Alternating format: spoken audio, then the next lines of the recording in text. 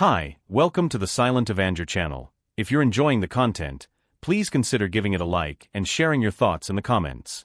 Let's dive into today's story. My name's Christian. I'm 37, a former Marine, and I worked for the CIA for a while before life took a different turn. Now, I make a modest living as a high-rise window cleaner. Not glamorous, but it pays the bills and keeps me grounded. Sabrina, my wife, is 35. She's beautiful, smart, and the kind of person who can make strangers feel like friends in minutes. Or at least, that's who I thought she was. We've been married for 6 years, together for 9. I thought we had it all, a strong connection, a decent life, and enough trust to make things work even when times got tough. But a couple of days ago, my entire world flipped upside down. So I'm on a routine job downtown, cleaning the windows of one of those luxury high-rise apartments. It's just me and the rope, hanging 50 stories above the ground with the city buzzing below. Usually, I zone out while I work, but this time, something caught my eye inside one of the units. It was Sabrina, my wife, in someone else's living room. At first, I thought, oh, she must be here for work. She's in real estate, so it wouldn't be out of the ordinary. But then I saw who she was with, Blake Johnson, a big-shot real estate mogul in our area. The guy's rich, powerful, and apparently, all too familiar with my wife. They weren't doing anything explicit, but the body language was there. She was laughing at something he said, her hand lightly brushing his arm. The way she leaned in when she talked, the way he looked at her like he owned her, it made my stomach turn. It wasn't work. It was something else. Something intimate. I couldn't move. I couldn't breathe. I just hung there, staring, my mind racing to figure out what the hell was going on. Did she know I could see her? No. There's no way. I was just part of the background to her, a speck on the other side of the glass. When they finally got up and left the room, I started to panic. Was she cheating on me? Was this the first time? I felt like I was losing my grip, literally and figuratively. My training kicked in, telling me to stay calm, stay focused, gather information. So I finished the job, packed up my gear, and went straight home. She wasn't there when I got back. I sat in the dark for hours, waiting for her, replaying what I saw over and over in my head.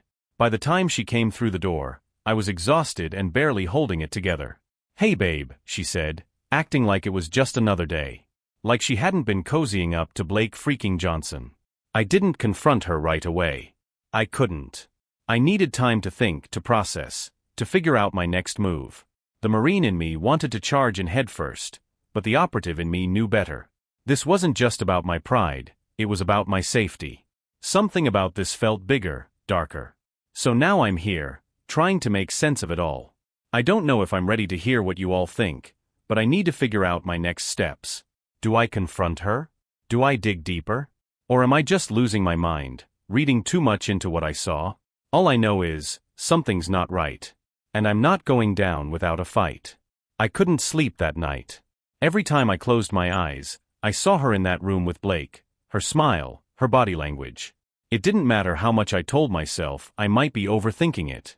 Something was wrong. The gut feeling I had after years in the field wasn't just going to go away. The next morning, Sabrina was all sunshine and small talk, acting like nothing was out of the ordinary. It felt surreal watching her move around the house, pouring coffee, humming to herself like I wasn't silently losing my mind across the table. "You okay, babe?" she asked, glancing up at me. Her voice was warm, concerned even, but it hit me like a slap. How could she act so normal after what I saw? "I didn't sleep well," I said, keeping my tone neutral. She gave me a sympathetic smile. "Long week, huh? Maybe you should take it easy today." I nodded, biting my tongue. I wasn't ready to confront her yet. Not without more information. Once she left for work, I went into full operative mode. First step, background on Blake Johnson. I knew the name, of course. Everyone in the city did. He had his hands in everything, luxury developments, political campaigns, charity events. The guy looked clean on the surface, but no one gets that rich without stepping on a few necks. A quick search pulled up the usual stuff: news articles, business profiles, glowing social media posts. But digging a little deeper, I found whispers of lawsuits, shady partnerships, and accusations that always seemed to disappear before they gained traction. The guy wasn't untouchable, but he sure acted like it. Then I started looking into Sabrina. This was harder for me. I didn't want to believe she was capable of anything malicious. But I couldn't ignore the possibility. I went through her emails and messages. Nothing. At least, nothing obvious. She'd always been good at keeping her work and personal life separate. Her phone was password protected, and she'd never been one to leave it lying around. But there was something else, a life insurance policy I didn't even know about. The paperwork was sitting in our shared filing cabinet, mixed in with old tax returns. It was dated 6 months ago, and I was the insured party. The payout? $7 million. My heart stopped when I saw it. Why hadn't she told me about this? Why was it so high? $7 million is a lot of money for a window cleaner with no kids. And the beneficiary? Sabrina, of course. I sat there staring at the document, my pulse pounding in my ears. Something clicked in my brain, and suddenly, it wasn't just about an affair anymore. This was bigger. I started putting pieces together. Her sudden closeness with Blake, the strange way she'd been acting lately, the insurance policy. If I was right, and God, I hoped I wasn't, this wasn't just about infidelity. This was about my life. I decided to test her. That evening, when she got home, I casually mentioned a new job offer I'd supposedly gotten. Something safer, office-based. I made it up on the spot, but I wanted to see how she'd react. Her smile faltered for just a second, so brief I almost missed it. "Oh, that's great, babe," she said, her tone a little too enthusiastic. "But, you love your current job, don't you? All that fresh air, the views. I'd hate to see you give that up." It was subtle, but it confirmed my worst fear.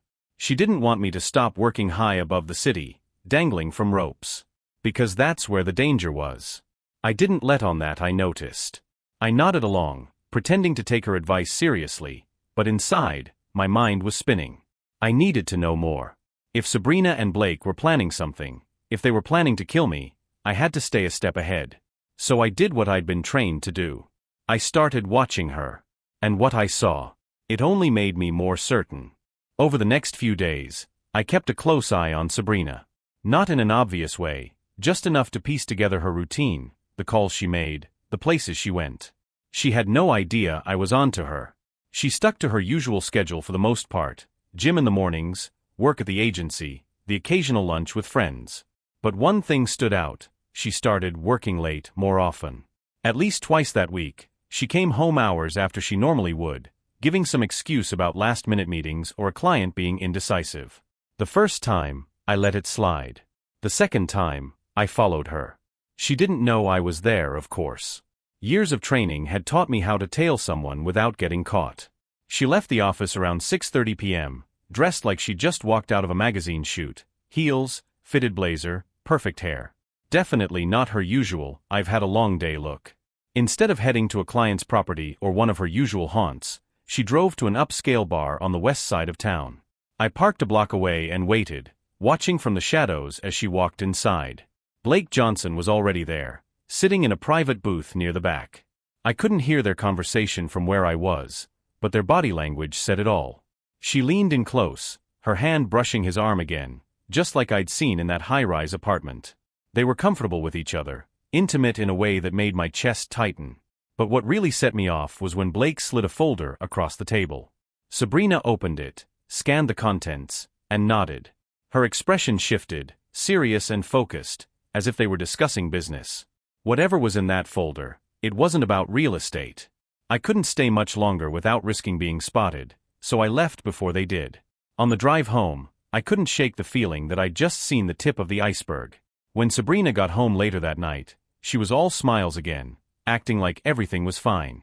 She even brought me one of my favorite takeout meals, saying she felt bad for working late. "Rough day?" I asked, keeping my tone light. "Yeah, a bit," she said, setting the food on the table. "But it's nothing I can't handle. How was your day?" "Same old," I replied, hiding the storm brewing inside me. After dinner, she went to shower, and I took the opportunity to check her bag. I know it sounds bad, but at this point, I wasn't just dealing with a possible affair, I was dealing with a possible threat to my life. The folder was there, buried under her makeup pouch and planner.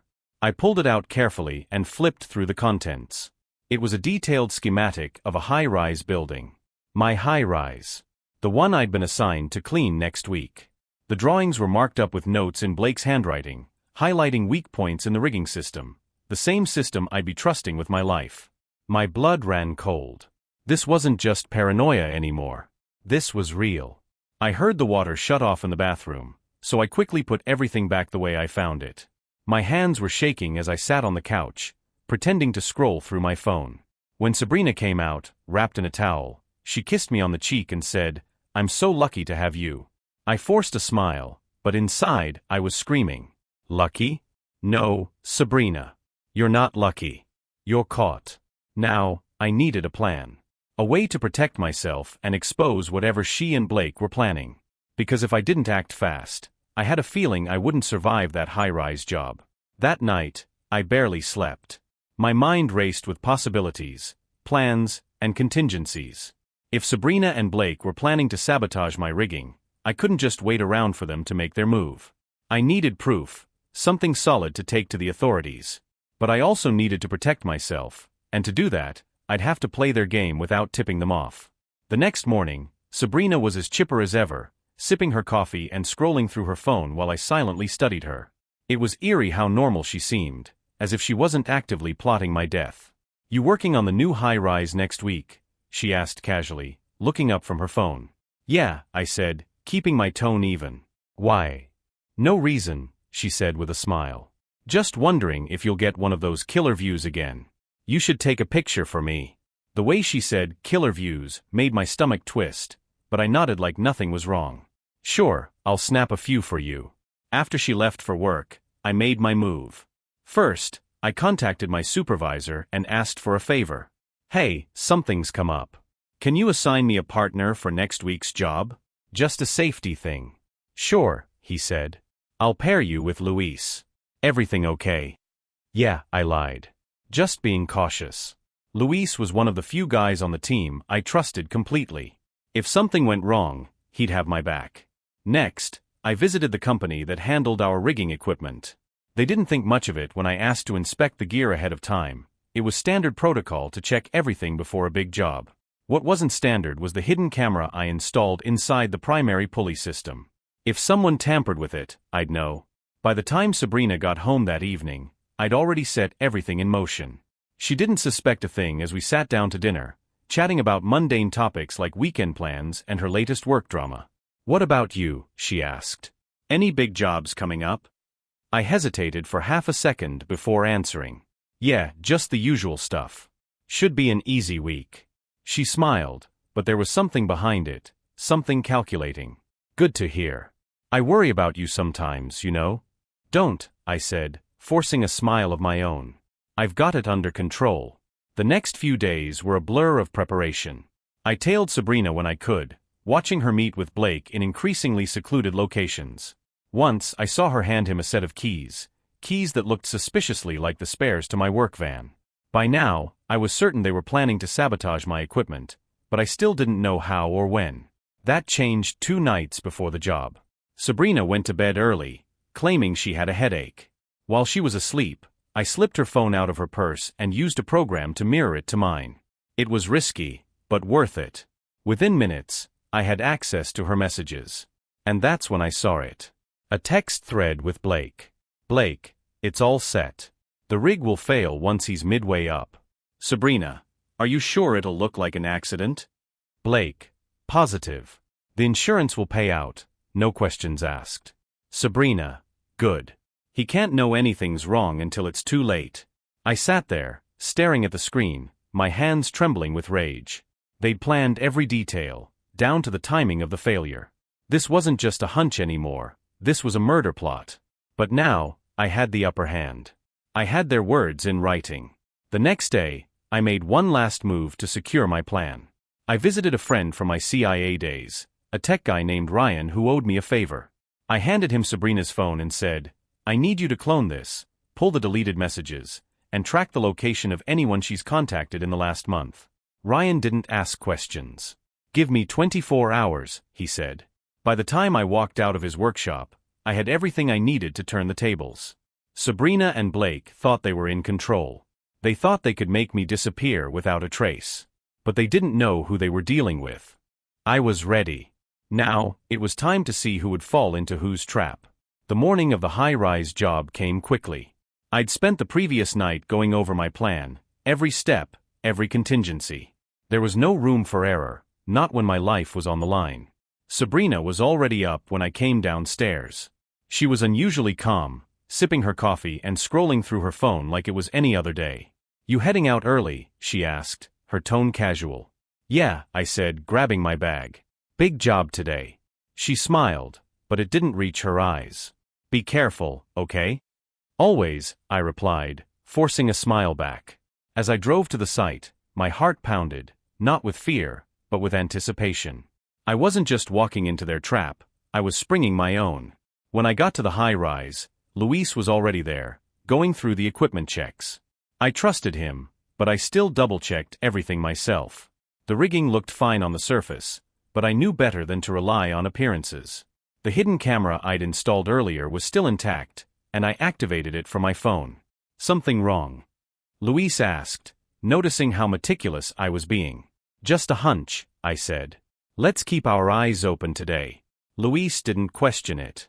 He'd worked with me long enough to know when I had a bad feeling about something. We suited up and started the job. The first hour was uneventful, just another day cleaning glass 50 stories above the city. But as I moved to the next section of the building, I noticed something out of place. A small, almost imperceptible cut in one of the ropes. It was subtle enough that someone might miss it during a routine check, but under tension, it would snap. I snapped a picture with my phone and kept moving, pretending not to notice. If someone was watching, I didn't want them to know I was onto them. Halfway through the job, Luis called over the radio. "Hey man, this pulley's acting up. You want me to take a look?" "No," I said quickly. "Stay where you are. I'll check it out." I knew the rigging had been tampered with. I wasn't about to let Luis put himself in danger. Instead, I climbed down to the malfunctioning pulley and activated the hidden camera feed. What I saw confirmed everything.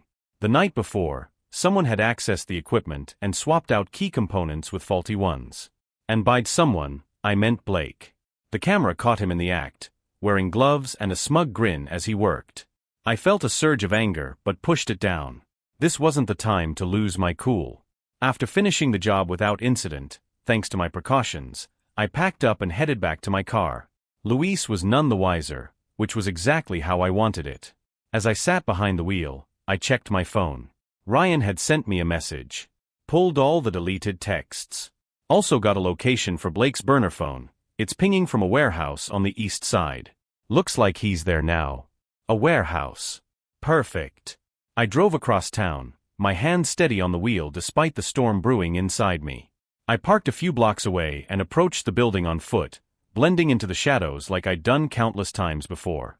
The warehouse was exactly what I expected, isolated, quiet, and crawling with the kind of men you don't hire for real estate deals. 2 guards were posted at the entrance, their stances casual but alert. I circled around, finding a side entrance that was less secure. It didn't take much to get inside undetected.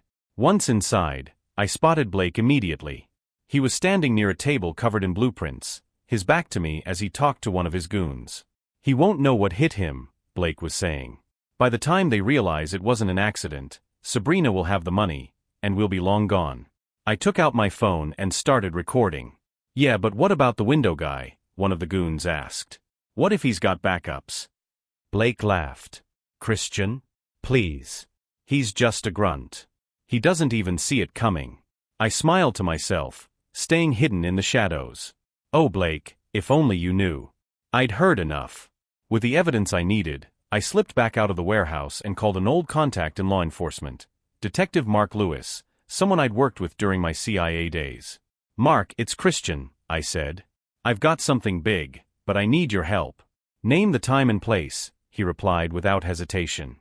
The pieces were all in place now. I had their texts, the hidden camera footage, and now a recording of Blake openly discussing their plan. The trap was set. All I had to do was spring it. This wasn't over yet, not by a long shot. The day after I recorded Blake at the warehouse, I met with Detective Mark Lewis in a quiet diner across town. Mark was a no-nonsense kind of guy, ex-military like me, which is why I trusted him. We'd crossed paths years ago during a joint operation overseas, and he owed me a favor. As I slid the flash drive with all the evidence across the table, I gave him the short version of what I'd uncovered. Mark plugged it into his laptop, his brow furrowing as he watched the footage and scrolled through the messages. "This is bad, Christian. Real bad. They're not just planning to kill you, they've been at this for months." "Tell me something I don't know," I muttered, sipping my coffee. He leaned back in his chair, running a hand through his short-cropped hair. "You've got enough here to nail them both. Blake for conspiracy to commit murder and sabotage, and Sabrina as an accomplice. But you know how it works. We can't just waltz in and arrest them without airtight evidence that'll hold up in court." "I figured as much," I said. "That's why I'm not done yet." Mark gave me a long, hard look. "You're not planning on doing anything stupid, are you?"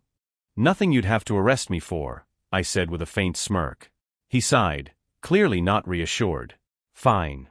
I'll start putting the wheels in motion on my end. But Christian, whatever you're planning, don't let it blow back on you.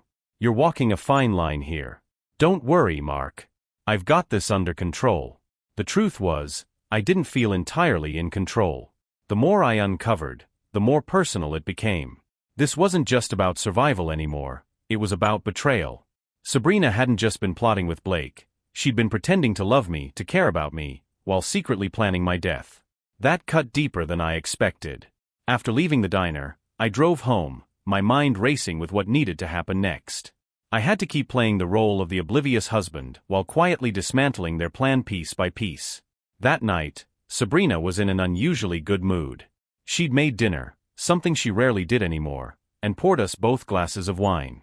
"To us," she said, raising her glass. I clinked mine against hers, keeping my expression neutral. "To us." She smiled, leaning across the table to brush her fingers against mine. "You've been so busy lately. I feel like we barely see each other anymore. We should take a trip soon, get away from everything." "A trip? Sure. Probably one way for me." "That sounds nice," I lied, forcing a small smile.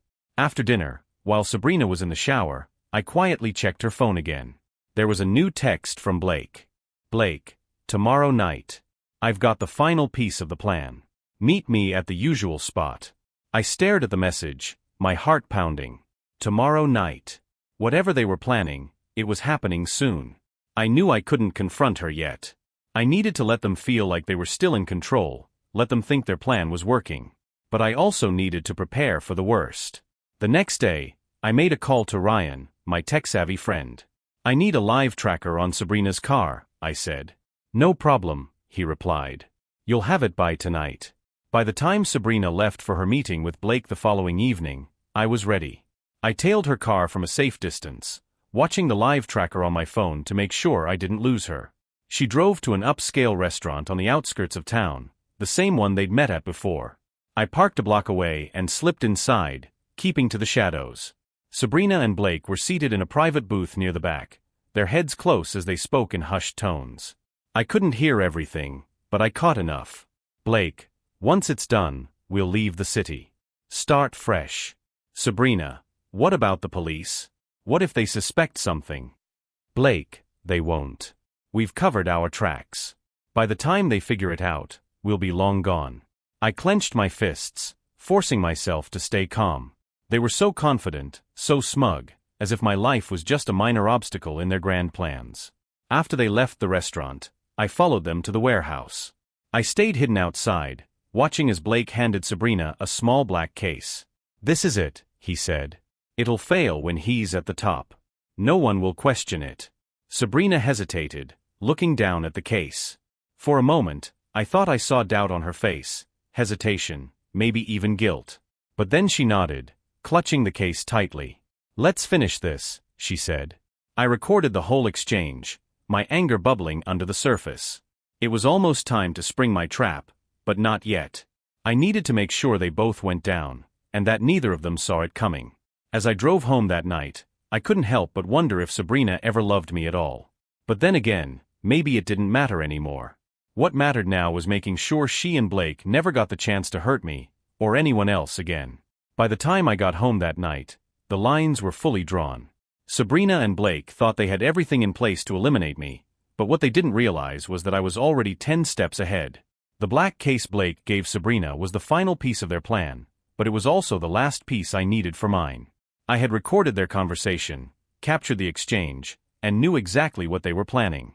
Now, it was time to act. The next morning, Sabrina woke up before me and went straight into her usual routine. Coffee, light breakfast, scrolling on her phone. She didn't show any signs of the guilt or doubt I thought I'd seen at the warehouse. If anything, she seemed energized, like she was looking forward to something. I joined her in the kitchen, playing the role of the unsuspecting husband. "Busy day today?" she asked, sipping her coffee. "Same as usual," I said, smiling like nothing was wrong.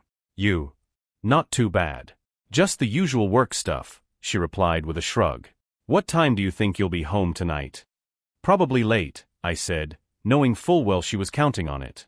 Her smile didn't waver, but her eyes gave her away, just a flicker of something darker. "Well, don't work too hard," she said, reaching out to touch my arm. "I won't," I promised, even though I had no intention of letting her plan unfold the way she wanted. After she left for work, I called Detective Mark Lewis. "They're making their move today," I said. "You sure about this?" he asked. "Positive. I've got everything we need to nail them." Mark paused. "All right. I'll have a team ready. Just give me the signal." Once I hung up, I finalized my own preparations. My plan was simple: let Sabrina and Blake think everything was going according to their plan while I turned the tables on them. The first step was to ensure the equipment they planned to sabotage was replaced. I met with Luis, my partner for the day, and told him there'd been a last-minute change. "I'll be using different gear today," I said casually. "Some of the old stuff's being inspected." Luis didn't question it, he trusted me, and that was all I needed. Next, I coordinated with Ryan, my tech-savvy friend, to set up a live feed from the hidden camera I'd installed on the rigging. If Sabrina or Blake tried to tamper with it again, I'd see it in real time. By midday, everything was in place. I climbed into position on the high-rise, pretending to go about my usual work routine while keeping one eye on my phone. The hidden camera feed was live, and Mark's team was on standby. As expected, Sabrina and Blake didn't waste any time. The camera caught them sneaking onto the roof, where the rigging was secured. Sabrina had the black case Blake had given her the night before. I watched as she opened it, revealing what looked like a small device, probably designed to cut through the ropes or weaken the tension points. "Are you sure this'll work?" Sabrina asked, her voice shaky. Blake nodded, his expression calm and confident. "Trust me. He won't feel a thing." That's when I sent Mark the signal. Within minutes, the rooftop was swarming with law enforcement. Mark's team moved fast, intercepting Sabrina and Blake before they could finish what they started. "Hands where I can see them." Mark barked, his gun trained on Blake. Blake's composure crumbled instantly. "Wait, this isn't what it looks like." "Oh, it's exactly what it looks like," Mark said, cutting him off. Sabrina looked stunned, her eyes darting between Blake and the officers. "Christian," she whispered, as if she couldn't believe I'd outsmarted them. I descended from the high-rise, walking up to them as they were cuffed and read their rights. For a moment, Sabrina locked eyes with me. "You knew," she said, her voice trembling. "Of course I knew," I said coldly. "Did you really think I wouldn't figure it out?" She opened her mouth to say something, but the officers escorted her away before she could. Blake, on the other hand, couldn't stop shouting. "This isn't over. You think you've won, Christian? You have no idea who you're messing with." I ignored him. He was already done. As I stood there, watching them both get hauled off to face the consequences of their actions, I felt an odd mix of emotions. Relief, anger, betrayal. But above all, I felt vindicated. They thought they could outsmart me, manipulate me, kill me. They forgot who they were dealing with. The Marine. The operative. The survivor. Now, they'd learn what happens when you underestimate the wrong man. The moment Sabrina and Blake were taken into custody, I thought I'd feel closure. Instead, I was left with a whirlwind of emotions I didn't know how to handle. Relief that I'd stopped them. Anger at their betrayal.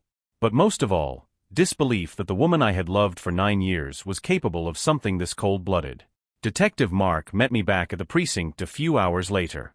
"We've got them dead to rights," he said, setting a stack of evidence on the table in front of me. The texts, the footage, the blueprints. And that device Sabrina brought to the roof? It was a timed cable cutter.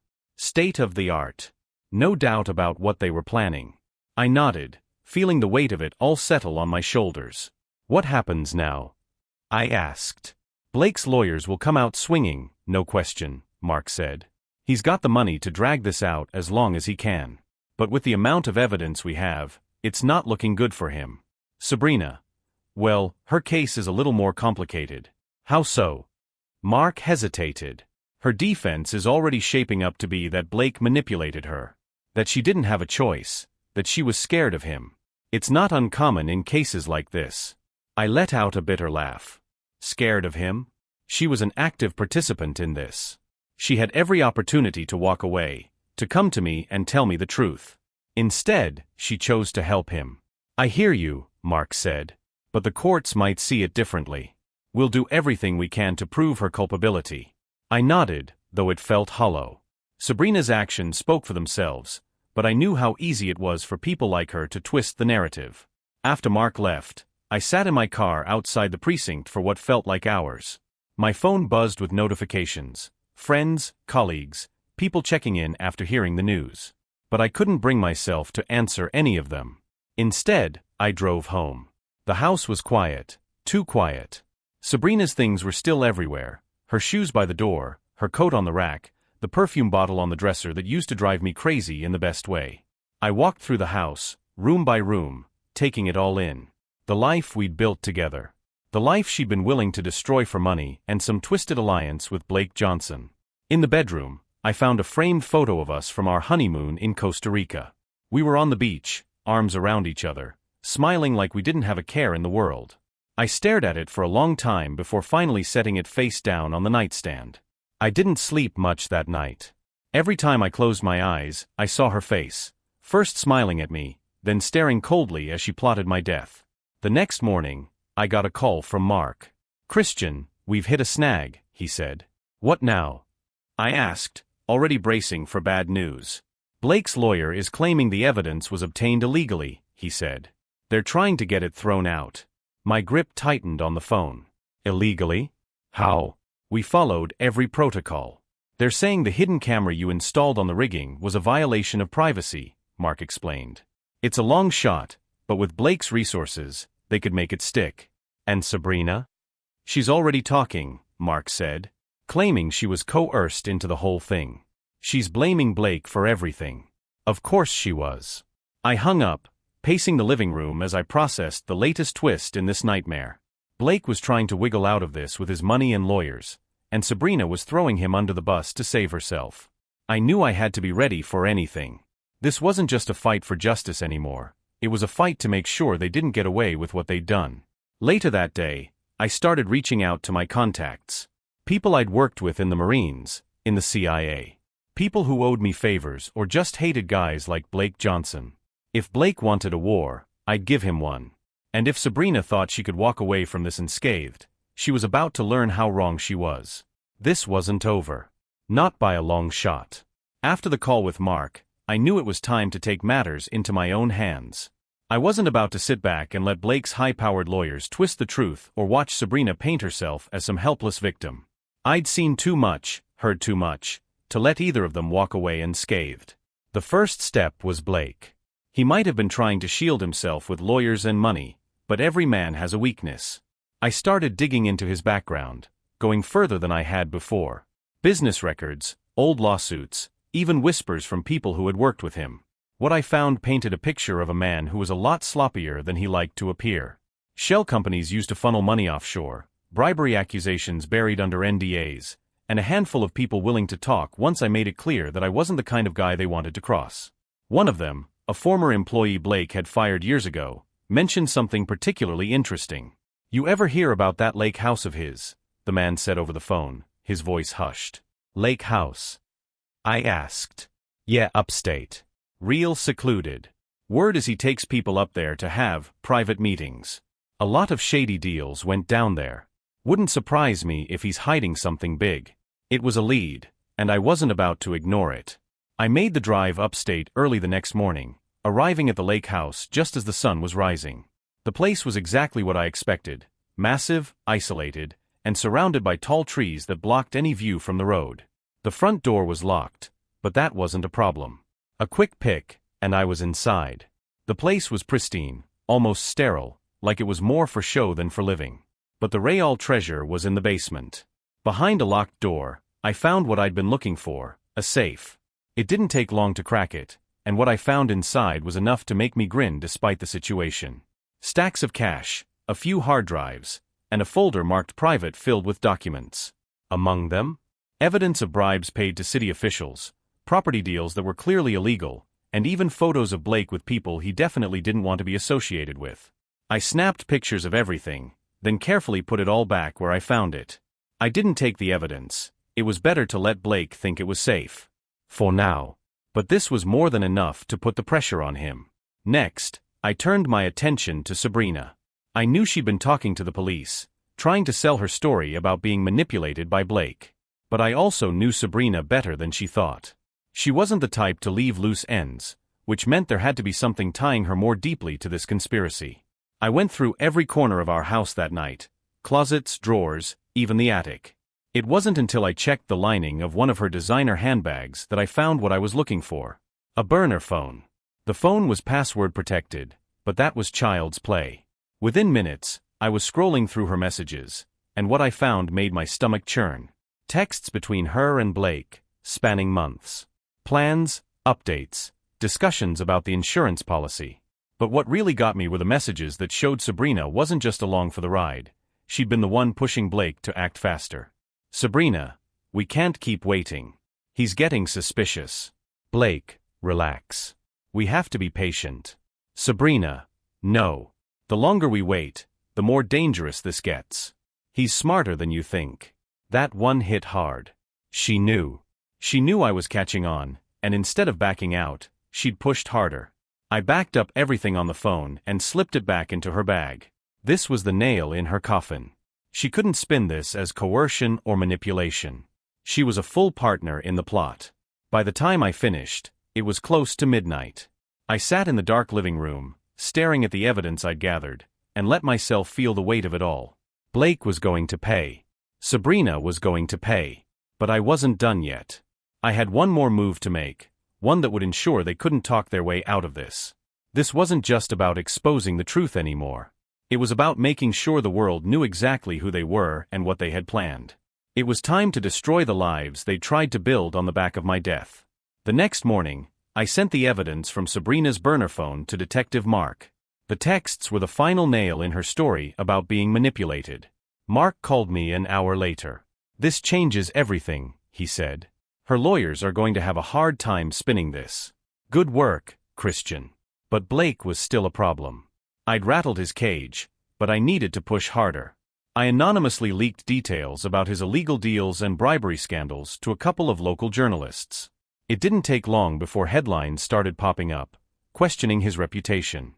That same afternoon, I got a call from an unknown number. "You think this is funny?" Blake's voice growled. "You're making a mistake, Christian." I didn't let him get to me. "No, Blake. You made the mistake when you came after me. Enjoy the spotlight." I hung up before he could respond. That evening, Sabrina came home looking frazzled. She poured herself a drink and barely looked at me. "Tough day?" I asked, pretending not to notice her anxiety. She nodded. "Work's been a mess." I almost laughed at the irony. Sabrina thought she could hide behind lies and excuses, but her world was starting to crumble, and she had no idea just how much I knew. Letting them squirm a little longer was satisfying, but I knew the endgame was close. Soon, they wouldn't just feel the pressure, they'd feel the consequences.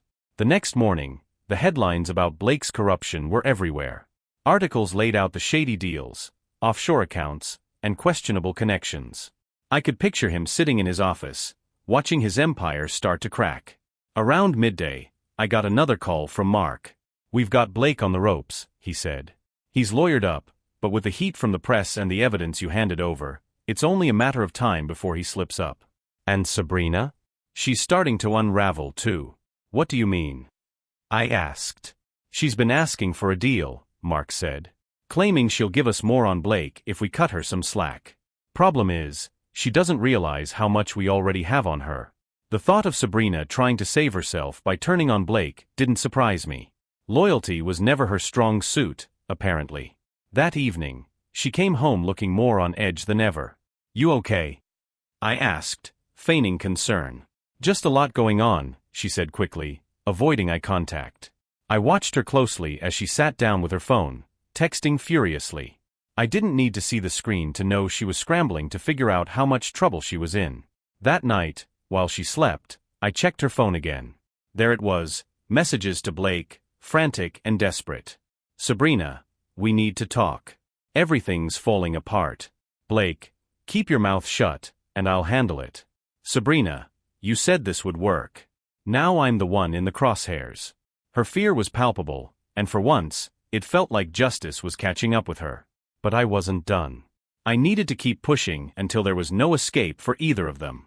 The pressure was building. All I had to do now was let it boil over.